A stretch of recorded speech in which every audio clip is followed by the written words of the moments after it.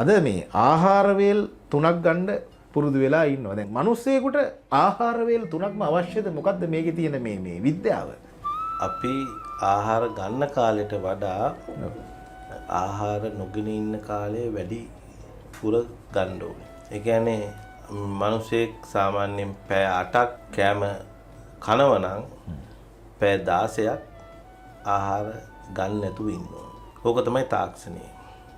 ওই තාක්ෂණය ඉස්සෙල්ලාම ලෝකෙට කියලා දුන්නේ බුදුන් වහන්සේ. බුදුන් වහන්සේගේ සිය අනුගාමිකයන්ට කියලා දීපු හොඳම ශාස්ත්‍රය තමයි උදේට ආහාර ගන්න, දවල්ට ආහාර ගන්න, රාත්‍රිය නොවලඳා ඉන්න. ඒක තමයි කායික සහ මානසික නිරෝගීතාවය ඇති කරන හොඳම ක්‍රමය. හොඳම ආහාර සම්බන්ධව තාක්ෂණ විෂයපතය ක්‍රමවේදය ගැන්වේ බුදුන් වහන්සේ.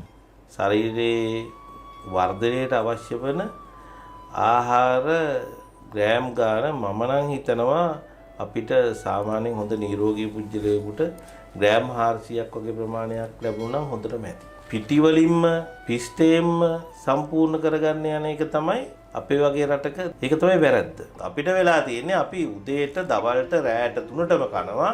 උදේට දවල්ට 2ටම වඩා රැයට කනවා. ඉතින් මේ අපේ ආහාර ජීර්ණ පද්ධතිය සකස් වෙලා තියෙන්නේ මේකට නෙමෙයි. ඉතින් අපි රැයට කන ටික ඔක්කොම ටික ජීර්ණය කරන්න අපිට ශක්තියක් නැහැ. රැයට කෑමයි නිින්දයි අතර තියෙන පරතරයක් තියෙනවා.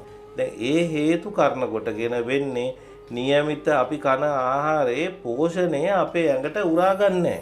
අපේ ඇඟ නඩත්තු කරන්නේ අපේ අස්ථි, එතකොට අපේ පේශි, අපේ ශරීරයේ අභ්‍යන්තර ඉන්ද්‍රියන් ටික ඒ ඔක්කොම පවත්වාගෙන යන උදව් කරන්නේ මේ ආහාරවල තියෙන රස ධාතුව.